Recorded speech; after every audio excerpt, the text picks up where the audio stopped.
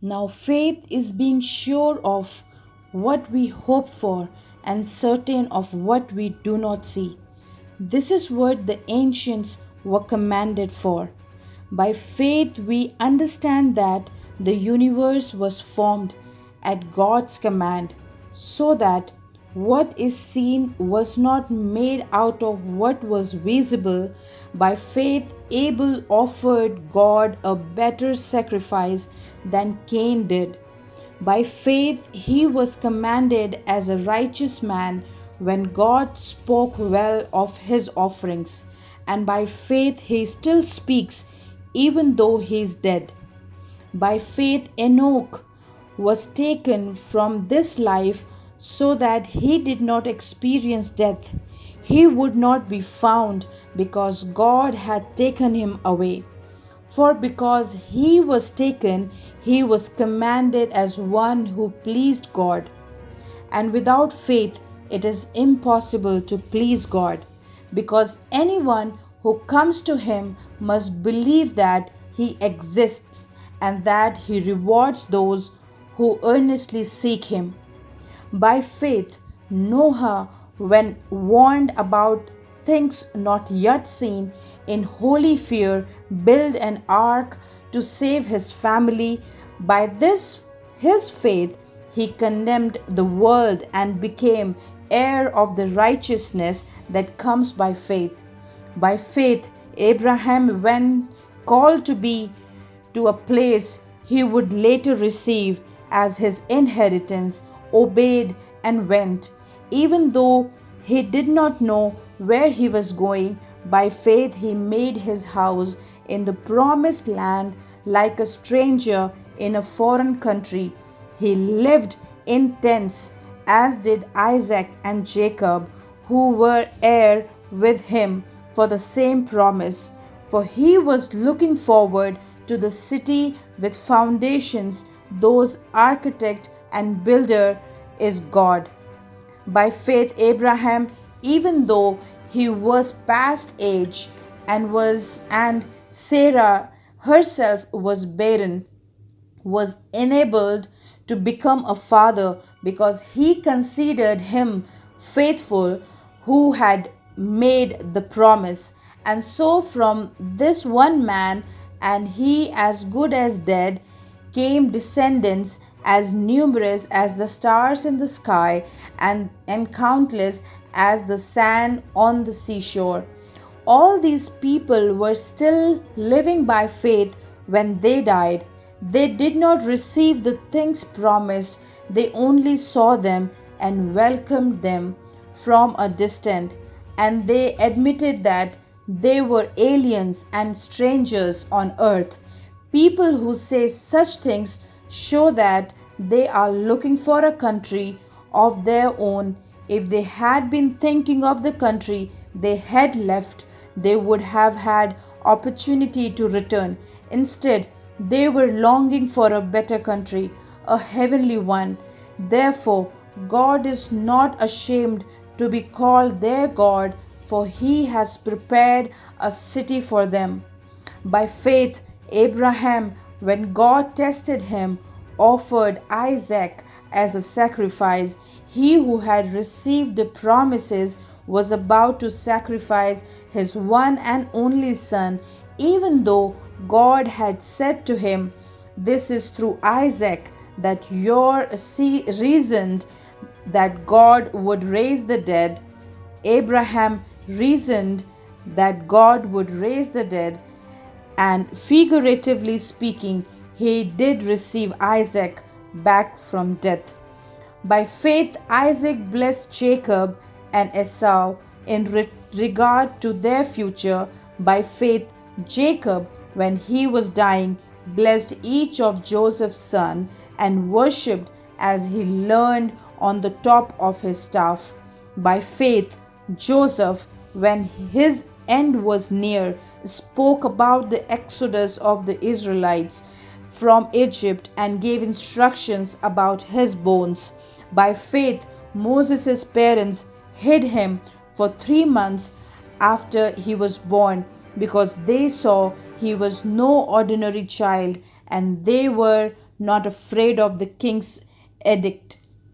By faith, Moses, when he was grown up, refused to be known as the son of Pharaoh's daughter. He chose to be ill treated along with the people of God rather than to enjoy the pleasure of sin for a short time. He regarded disgrace for the sake of Christ as of greater value than the treasures of Egypt because he was looking ahead to his reward. By faith, he left Egypt, not fearing the king's anger. He persevered because he saw himself who is invisible. By faith, he kept the Passover and the sprinkling of blood so that the destroyer of the firstborn would not touch the firstborn of Israel. By faith, the people passed through the Red Sea as on dry land, but when the Egyptian tried to do so, they were drowned. By faith, the walls of Jericho fell after the people had marched around them for 7 days. By faith, the prostitute Rahab, because she welcomed the spies, were not killed with those who were disobedient. And what more shall I say? I do not have time to tell about Gideon, Barak, Samson, Jephthah, David, Samuel, and the prophets who through faith conquered kingdoms, administered justice, and gained what was promised, who shut the mouths of lions, quenched the fury of the flames, and escaped the edge of the sword, whose weakness was turned to strength, and who became powerful in battle and routed foreign armies. Women received back their dead, raised to life again. Others were tortured and refused to be released so that they might gain a better resurrection. Some faced jeers and flogging, while still others were chained and put in prison. They were stoned, they were sawn in two, they were put to death by the sword.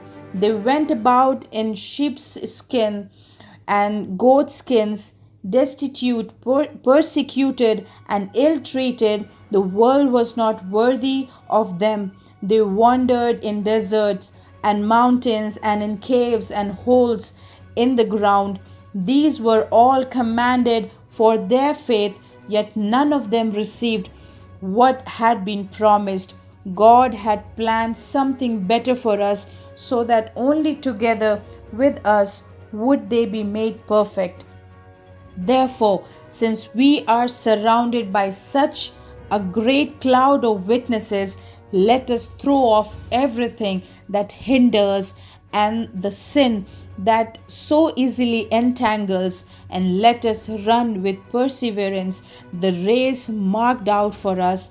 Let us fix our eyes on Jesus, the author and perfecter of our faith, who for the joy set before him endured the cross, scorning its shame, and sat down at the right hand of the throne of God. Consider him who endures such opposition from sinful men, so that you will not go weary and lose hope.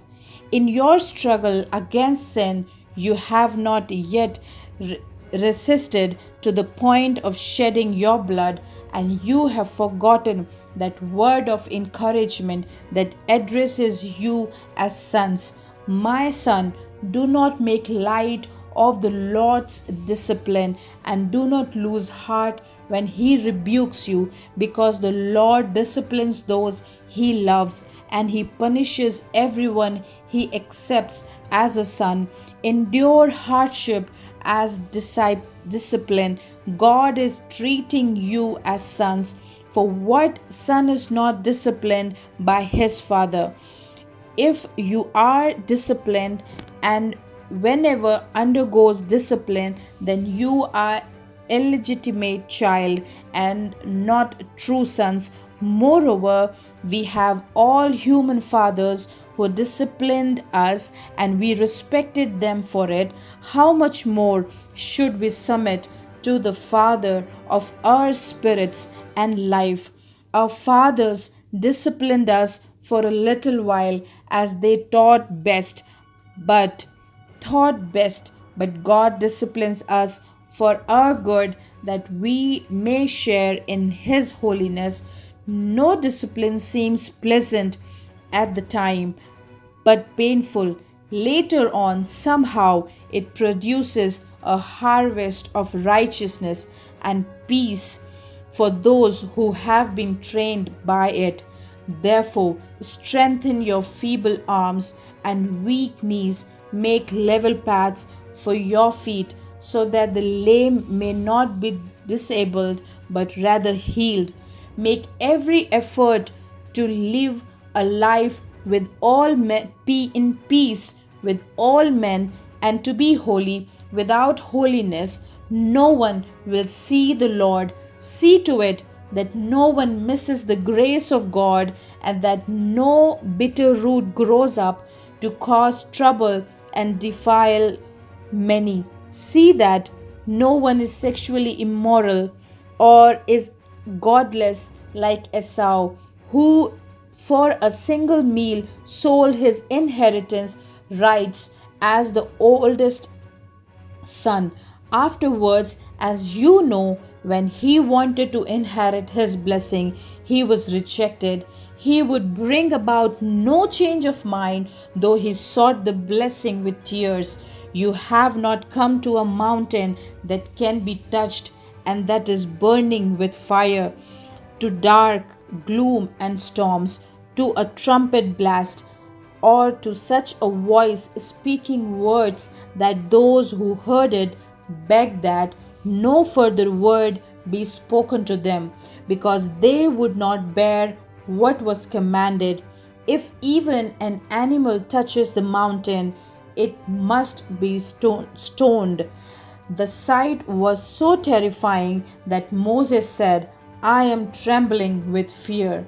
But you have come to Mount Zion, to the heavenly Jerusalem, to the city of the living God, who have come to thousands upon thousands of angels in joyful assembly, to the church of the firstborn, whose names are written in heaven. You have come to God, the judge of all men, to the spirits of righteous men made perfect, to Jesus, the mediator of a new covenant, and to the sprinkled blood that speaks a better word than the blood of Abel. See to it that you do not refuse him who speaks. If they did not escape when they refused him who warned them on earth, how much less will we? If we turn away from him who warns us from heaven. At that time his voice shook the earth, but now he has promised, once more I will shake not only the earth but also the heavens. The words once more indicate the removing of what can be shaken, that is, the created things, so that when what cannot be shaken may remain. Therefore, since we are receiving the kingdom that cannot be shaken, let us be thankful and so worship God acceptably with reverence and awe, for our God is a consuming fire.